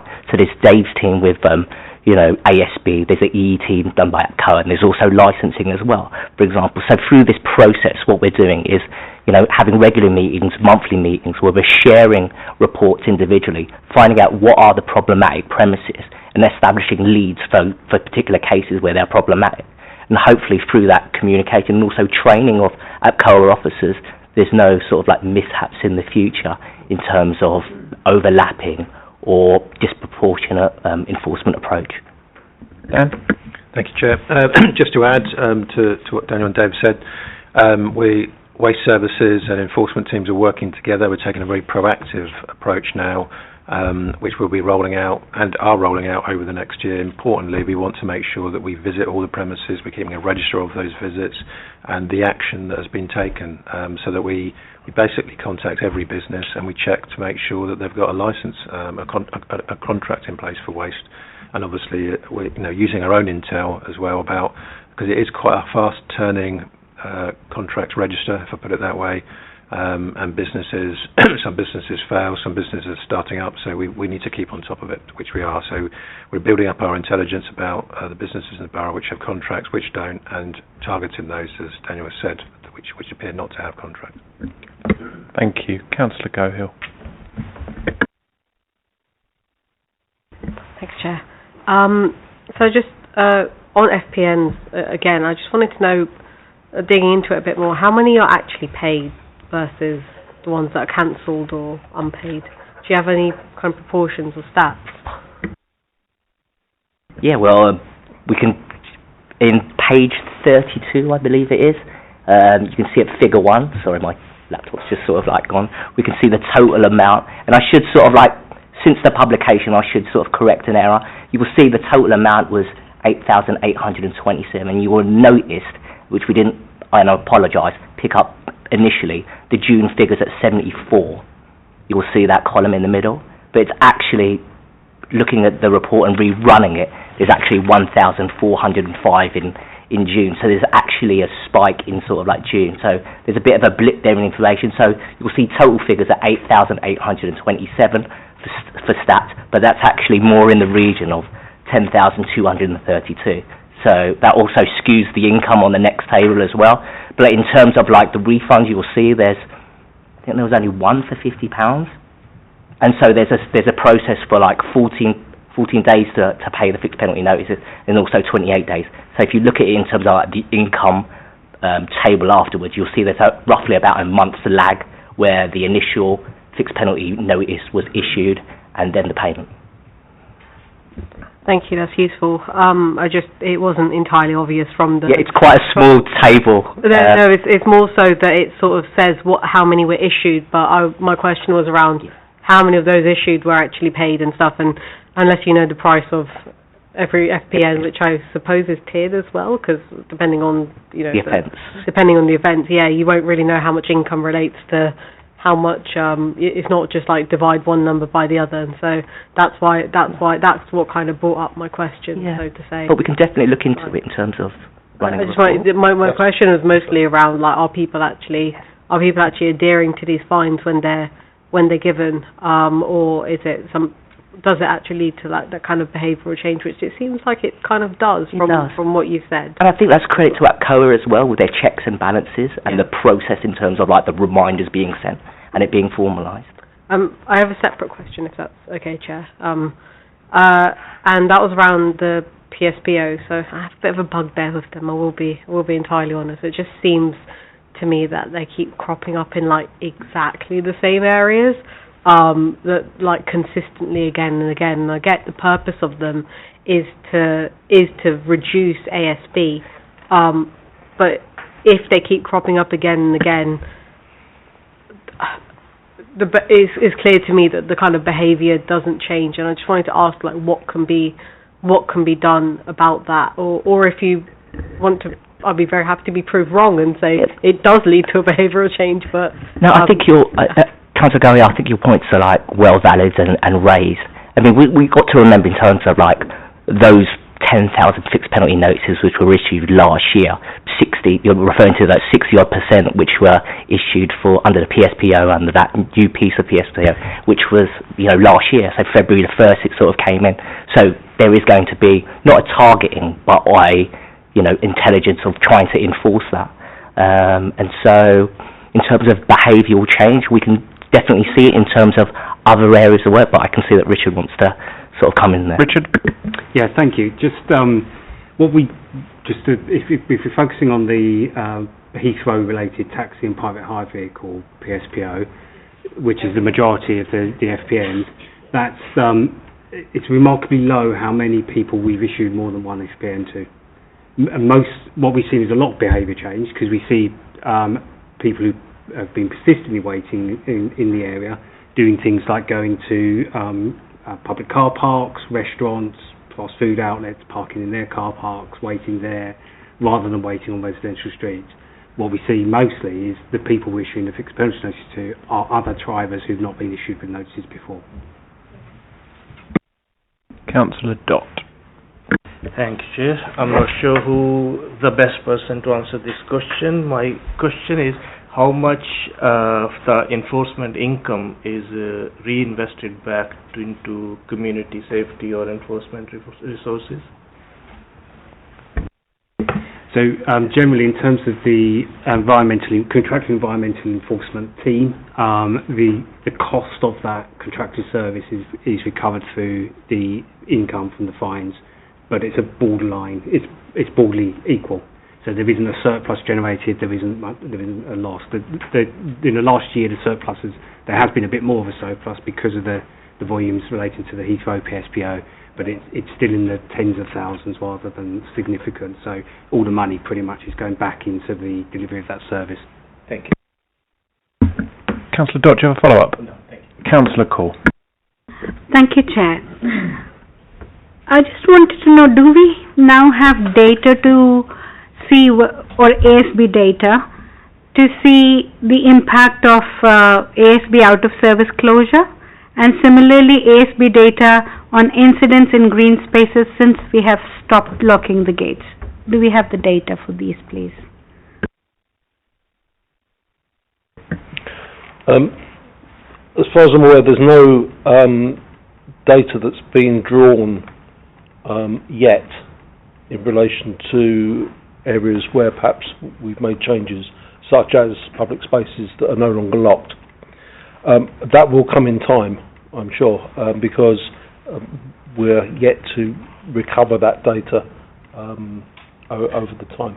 There is always a lag to what we have, and we have to try and process that. Councillor Call? Yes, and for the out-of-service, probably you could start with the data from Charville, from the incidents that he's reported. So if we haven't built that up, we could probably start from there. That would be helpful. Yes, we'd cover the whole borough with regards to any data. Okay, thank you. I'd just like to ask a question around, I'm going to describe them as niche because they're not as sort of like common. So I'm going to give an example of the banning amplification of music at Ruislip Lido as an example, where it's happening on a regular basis, but it's not happening every single day, 20 times a day, right? But it is happening, and it feels like to many residents, and I can give other examples, that some of these PSPOs are there in name but not actioned in practice. I just wondered how we went around with some of the more niche ones, the ones that may be seasonal, they might be slightly rarer, they might have a consistency to them. How do we go around enforcing those, then also communicating that we are enforcing those? Yeah, there are one-offs, and as you say, the niche subject matters. What we have to do is build an intelligence picture of where these incidents are happening, and then we can pull resources to put into that. Another example may be with motorbikes in green spaces.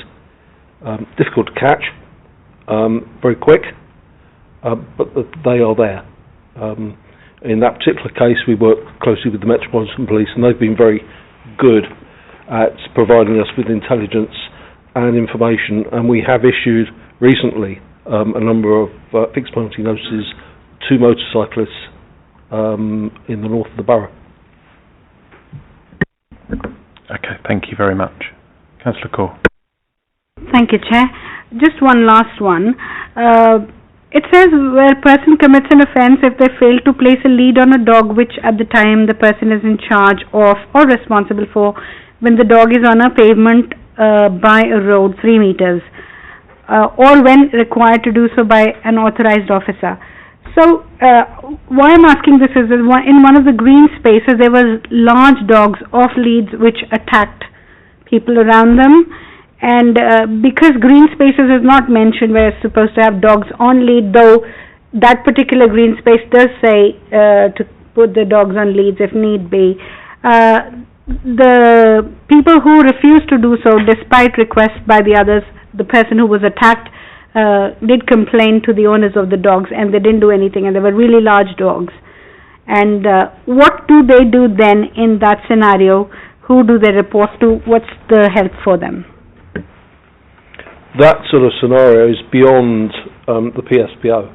You're falling into a legal position there where you have a dog dangerously out of control, and that is a matter for the police. Thank you. That's really a matter for them. Thank you. Councillor Davies. Thank you, Chairman. I thought you'd forgot about me. I could never forget about you, Councillor Davies. Just going to the table on page 32, it's really quite shocking that we've managed to, it's good, don't get me wrong, but we've managed to issue 200 FPNs to people being verbally abusive, but we've done 0 FPNs for begging. Why? Just a visit to Hayes Town on the afternoon, the visit to Wood End Green Road at 9 o'clock in the morning, the visit to Charville, Hillingdon East. It's happening across our borough, and our residents are seeing it. And I'm shocked to see that we've not issued a single fine. Or FPN, sorry. Yeah, the actual begging element falls under the Vagrancy Act, which is a very old piece of legislation. And it's a very weak piece of legislation. The penalty is a week in detention, I believe, and it's no longer applied. That is due for renewal, and I believe it's going to fall under the new piece of legislation currently going through government, currently in the House of Lords. So, Councillor Davies. So we've got it as a PSPO, but we can't actually enforce it. Is that? As an elements of begging we can enforce, where somebody is begging and doing other things, drinking alcohol, asking for money, but putting somebody under pressure to do so, giving alarm or distress, basically. Is that open to interpretation? So our interpretation, if someone's sitting there asking for money, could send alarm and distress. Why are we not enforcing? We can enforce it, but we don't often get complaints of that. Okay. I can't ask any more questions at this time, but we definitely need to review that urgently, because Hayes Town, Uxbridge High Street is full of it, and I see it daily. We definitely need to be looking at the begging as a priority, and I would urge a Cabinet Member, Richard Webb, anyone, to look at that. Hayes Town councillors, I'm assuming, would have seen it as well. So definitely strongly urge that. Sorry, Chairman, thank you. Councillor Bridges. Thank you, Chair, and thank you, Councillor Davis, for the feedback. We'll certainly take it on board. It is no doubt a big issue across the borough, and we've seen an increase in recent years, particularly around our town centres and high streets. And I'm sure you're fully aware of the issues in my own ward, where you go to drop your boy off each morning, and the issues with begging, and only around Hillingdon Circus. So it is an increasingly common issue which we need to address, and I will be discussing that with officers in the due course. Richard. Just, if I may, absolutely we'll look at that. Just to clarify, the PSPO restriction is for person begging for food or money that causes harassment, alarm or distress to another person. So the officer witnessing the begging would have to be satisfied on those other elements being in place as well, which I think is where that the officers on the street would be challenged if they just see someone begging. They can't issue an FPN then, they have to have that extra element. We can review it, of course, but that's in line with the general guidance there is from the government around prohibitions on things like rough sleeping and begging, where it's expected you take a supportive approach first to try and address the behaviours before you move into punishing people who are probably doing it because of their circumstances rather than a choice. Councillor Gaelic. Thank you, Chair.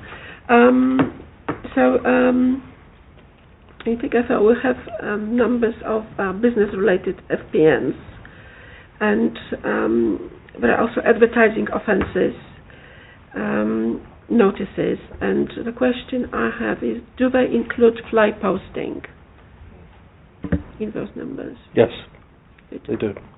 Advertising covers a whole host of different angles, including estate agents boards, advertising on road furniture, and fly posting of other types. Thank you. Councillor Gaelic, do you have a follow-up? No. Okay, Councillor Davis, I'll bring you on one more time. I know this is your Thank you. pet project. You did miss my follow-up earlier, but thank you, Chairman. Very vague one for you guys. Out of hours building work, is there anything that we can do on the PSPO on the noise side of it? I understand building is under building control and planning enforcement, but on a Sunday and a Saturday, I always get emails. I've got a scaffolder using a impact driver at 10 o'clock in the morning. That's causing noise distress to my residents. Can we look at that? Because I'm assuming, looking at some of these that we've got are interpretable. So machinery or something like that, is that something that we can look at? We don't need the PSPO. We already have legislation in place to deal with that. I didn't know that. Thank you. Thank you. Just in terms of the enforcement of PSPOs, is there any third-party support we can get to help do it, or any examples in other boroughs where this is working well? We heard from APCOA last time about some of the successes, and we did catch them on the hoof and they weren't expecting it, some of the successes that they'd had in enforcing things away from, just to put it bluntly, a few parking tickets. But obviously it's a lot more complicated than that. Is there anything that we've looked at about using people who have experience of this, people like APCOA and others, who may be able to support us with enforcement of some of this, including street trading and the other areas? We've very much focused on PSPOs, but we were looking at illegal street trading and other matters. As far as other persons assisting us and do so, somebody that issues a ticket has to be a person from the council, or a police officer, or a police support, a community support officer. However, we do work with the police to issue of the PSPO. They can issue, but because we've moved on from having books of tickets to electronic ticket issuing, we encourage them to supply us with a simple statement, and then we can take the matter from there. It takes the hands out of the police. They don't have to worry about the prosecution. We can do that, and it seems to be working. So that's an additional asset. And I think, from our point of view, if we're looking at, PSPO fixed penalty notices, obviously this is one of the main topics in this report, but let's not forget the other avenues that we have, the other tools, the other powers that the authorities have. So the licensing team, the out-of-hours team have their own pieces of legislation which can deal with this. So you touched on street trading. It doesn't have to be a fixed penalty notice, perhaps in the first instance, the second instance, but there's other avenues in street trading you can take. For example, a verbal warning, a conversation with them. We can certainly look at prosecution, but as you know, sitting in the licensing subcommittee, we can look at revocation, variation, and putting it in front of the panel on renewal. Thank you, Dan. I'm going to bring Dan Kennedy in, and then Councillor Bridges.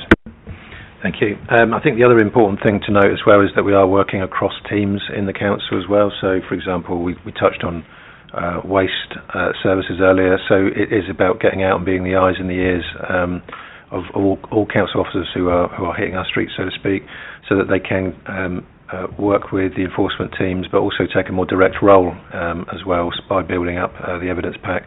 We also, as well, as I touched on earlier, is having those proactive approaches, so actually getting in early with businesses, for example, who might be leaving their commercial waste bins on the public highway, and when they shouldn't do, they should have spaces, they should store it correctly. But actually sometimes just a quick conversation can sometimes resolve an issue, and if there's a persistent problem, then obviously we'll deal with it through enforcement means. Councillor Bridges. Thank you, Chairman. It's really just to echo what some of the officers already said, and in regards to the FPNs, particularly with fly posting, it's not only about issuing FPNs, it's about doing it differently. And I'm pleased to hear this afternoon that FPNs were issued for fly posting in Charvel, for example. A business has been fly posting on parks. We successfully issued the FPN for that. But also, when I talk about doing things differently, I refer to this committee as a perfect example of that, when the issue around the fun fairs and the fly posting around that, and it was suggested, I believe by Councillor Gohill, for a form of deposit scheme to be introduced. That's a prime example of how we do things differently, and how creative thinking like that goes a long way in addition to standard FPNs being issued. So it's about cross-party working, it's about engaging with a range of different services and departments, and I can assure the committee that those discussions are going on both here in this committee and indeed in the departments across the council, as long as we all work together constructively. Thank you. Councillor Bridges, I think that's a lovely place to bring this agenda item to a close. Thank you very much for that. That's filled us all with a bit of FPN joy. If any officers would like to, that are not staying for the budget item would like to go and enjoy the rest of their evening, they may.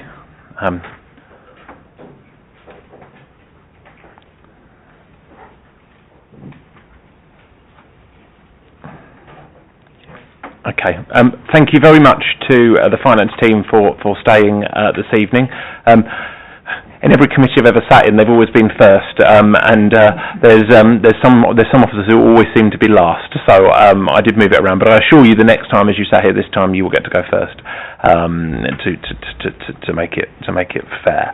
Now I'd just like to remind people this is about month 9, not generic questions about the budget. Please, if you are going to ask a question, can you refer to where you're asking it in the report? Otherwise we could go down a rabbit hole. So does anybody have any questions around the finance on month 9? Councillor Corr. Thank you very much. The point 19 of report on page 78. It says the gross pressure is largely driven by temporary accommodation and homelessness support, Heathrow having a material effect on local supply and demand.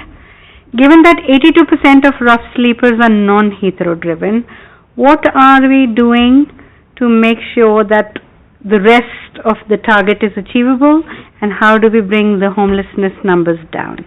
Thank you. Chairman, I think that one's for me. Yep.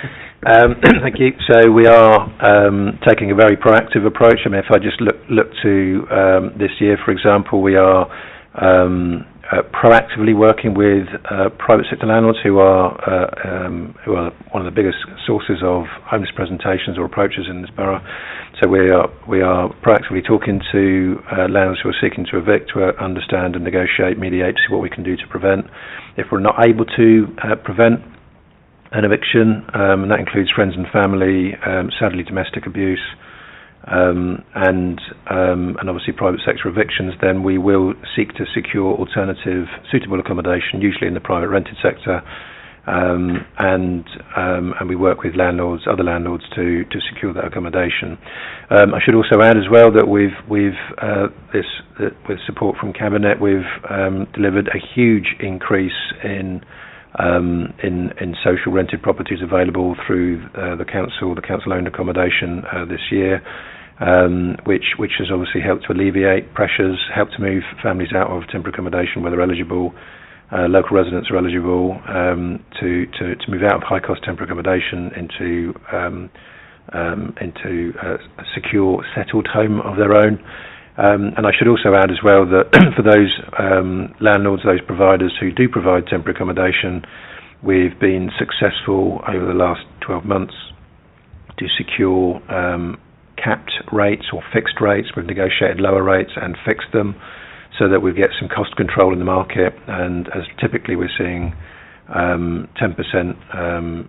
plus increases in temporary accommodation nightly rates. So we've got some control in the market, but I should add,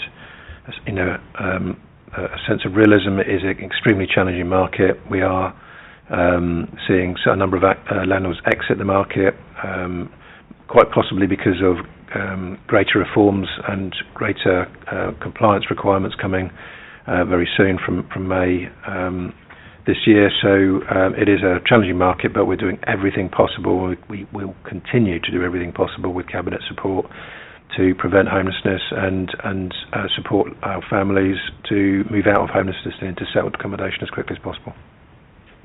Thank you. Any more questions on the budget? Yes, please. Good. Thank you.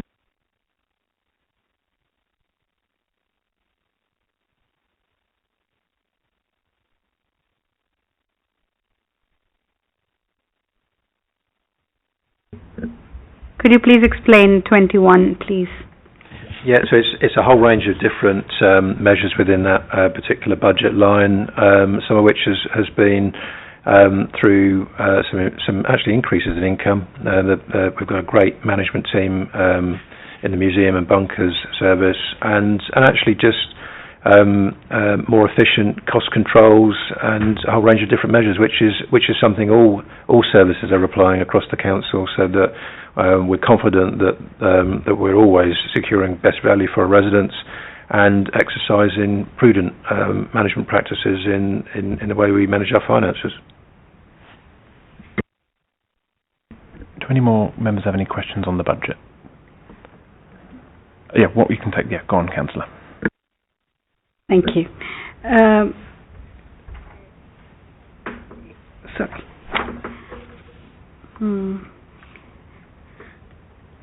So, in terms of increased fleet insurances, a review is being undertaken to mitigate this moving forward. So is this review still undergoing, or have we had the result of that review? It's point 14. Yeah, thank you very much. So that review is underway. We're expecting that to conclude early April. What I should add as well, that the measures that are being put in place to manage sort of insurance costs has been underway for actually been a program of work actually for the last couple of years, and we're looking to strengthen that through increased training, intelligent review of the reasons for those for insurance costs, but it is an extremely challenging market, the insurance market, to trying to control costs. So we're looking at actually smarter ways of working for use of our vehicles, and obviously safety training for all drivers and staff as well. Yep, one more. Yep, of course. Thank you. At point 16 it says forecast shortfall against the Green Garden Waste subscription of 0.9, and then further pressures across income streams, delivery of trade waste income target rolled over to 25-26. How does this sit with the opportunities of 2.6 million within resident services, which says includes waste funding? I just couldn't understand that, because if we are shortfall on garden waste and trade waste targets have been rolled on, that how does that fit in the 2.6 million opportunities? Thank you.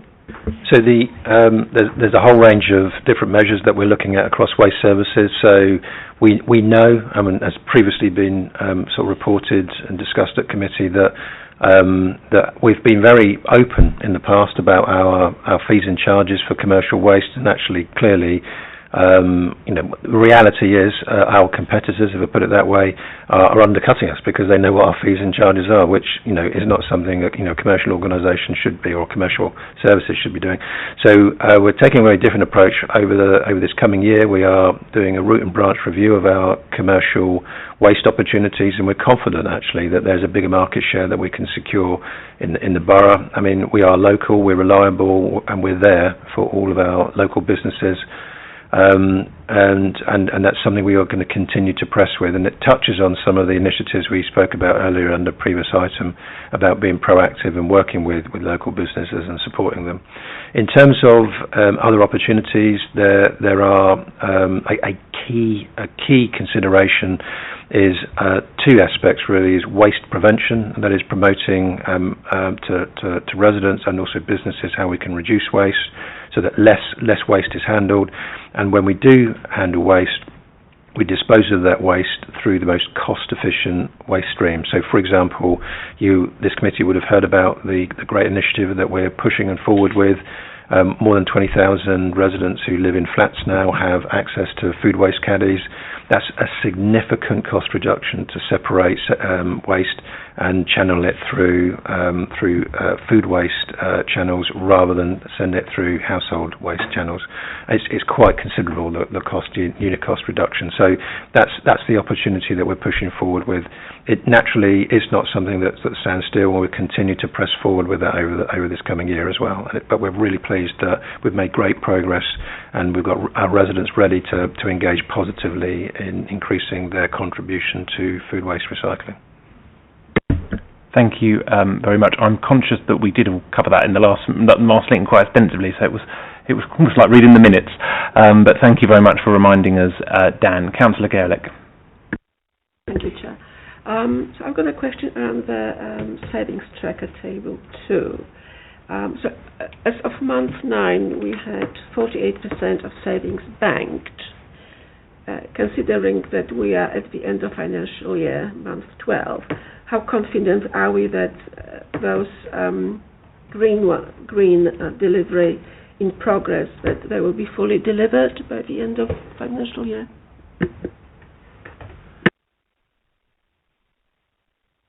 I mean, we're at an advanced stage, obviously, in the financial year now, and with the support of the finance team, we have critically reviewed all of the savings as green. I'm confident they will be delivered.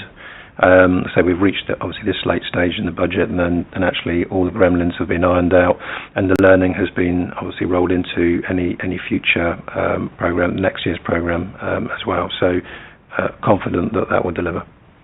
Thank you. Okay. One last one. Councillor Core, I am feeling the generosity of the beginning of middle of March or whatever it is now. Just if it's a quick one, yep, go on. Yes, thank you very much. On 25 it says mitigations are being sought in India. Well, you just mentioned we are quite late in the year now. It would be helpful to know when you talk about mitigations going forward, what kind of mitigations are we talking about, and then what kind of impact assessments are we also doing? So, for example, if we are cutting services, how is it impacting the services, and if we are reducing vacancies, how is that impacting? That would be really helpful going forward. Thank you. I think we nothing wrong with the question, but I think if it was a full budget item on the whole budget, that'd be a great question. But I know Dan always loves a challenge, so I'm gonna pass it on to him. Naturally, I'm delighted to be asked that question. In response, what I can confidently say is that, and it's something that the senior management team, working with Cabinet, have been doing for quite some time, is continuing to review how we deliver services, finding efficiencies, and that's how we're mitigating some of those pressures. And it is smarter working. I mean, we've all heard about. As a council, about the great strides that we're making with our digital strategy, the use of AI, and the better use of data and intelligence, and all of that is helping us and is really being the spotlight into those areas where we can confidently deliver service efficiencies, make service changes without impacting on frontline service delivery. So that's something that's going to continue. Thank you. I am conscious that we've had a few of these monthly budget reports, and often officers from finance have come along and usually at the beginning, very patiently sat there, but not had questions delivered to them. And given this is a very front-facing select committee where members are quite rightly asking about the delivery of services, I'm absolutely not about to suggest that we take the monthly monitoring off. I think it's important we have it there, but I don't actually think we need. There was potentially going to be 3 officers this evening from finance. I'm happy to take this offline and discuss it with the Labour lead, but I don't think we need 3 officers to come here and sit here for 2 hours when they could be getting on with other things, and not that they don't want to be here, and I'm sure nothing made them happier than to spend the evening with us, but I think there's other things we can do. And Dan, maybe between you, me, the Labour lead, and Steve, we can come up with a suitable arrangement each month, because I do find, especially in this committee, it's about the service-facing stuff, and Councillor Kaur has asked some probing questions, but it's not necessarily about the nitty-gritty of the numbers, it's about the deliverability and the savings, and we're entitled to ask those questions. That's why we're here as a select committee, but I think it would be good to have a little bit of a balance and find that. So if you're happy to discuss that offline, I can see you nodding, Councillor Kaur, along with Dan and Steve, we can come up with something that makes the best use of officer time. Okay, we're now going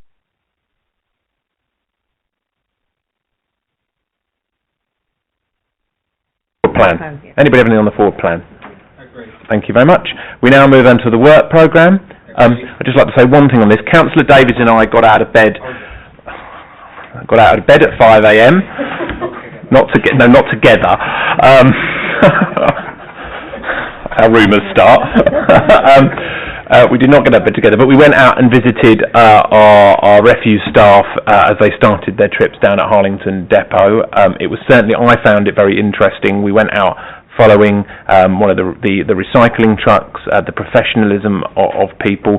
A lot of the feedback that we gave, that this committee has given to us around the clearing up afterwards, the stacking of bags blocking pavements was heard. We were able to talk to some of the crew leaders, and they were very engaged about the work. I was particularly pleased to meet Jerome, who was very, very particular in who he wanted to be in his team, and when he went on holiday, if somebody took over his team, he left them with a bunch of instructions to make sure that it was done in a particular way. And it was good to see the enthusiasm of the refuse staff, who are often the forgotten heroes, I think, of the council.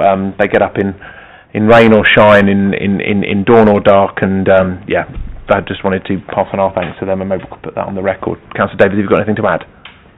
I just want to say that it was really enlightening to see when we actually spoke to Craig, who was one of the gang leaders, the development from him. He's now got a full-time job with the council.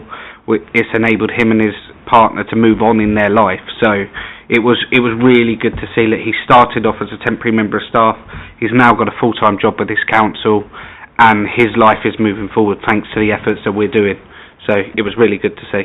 Thank you for that, Councillor Davies. Councillor Bridges, would you like to end the evening with an encore? Why not? Well, firstly, I'd like to thank the staff for the excellent work they do out on the front line. It's always valued and appreciated, even though we don't quite always see what they do sitting in committee rooms. And also thank you to the committee members themselves for taking an interest in going out to see these frontline services. As you know, when I was chairman of this committee, I did push for frontline visits quite a lot. I do believe thoroughly that it is the best way to learn what is happening at ground level, in addition to what we do here in committee rooms, and long may that continue. So thank you for your engagement, and thank you for your feedback as well. And I know from talking with directors and indeed the staff when I've gone to Harlington Road and other forward-facing services, that they do value the input and the interest from members. So I know that's very much valued by them as well. Thank you. Thank you. And as we head towards Purda, we need to be slightly careful with our frontline visits, just to stay within it. But I'm sure everybody will be doing visits to polling stations in May, so I look forward to that. We will be having our meeting in April. We've got a big agenda again, really looking at HMOs. I hope members will see that as beneficial. So I know some committees may not be meeting in April, but we will. I think that concludes our evening, and I wish everybody a safe journey home and a good evening. Thank you all very, very much.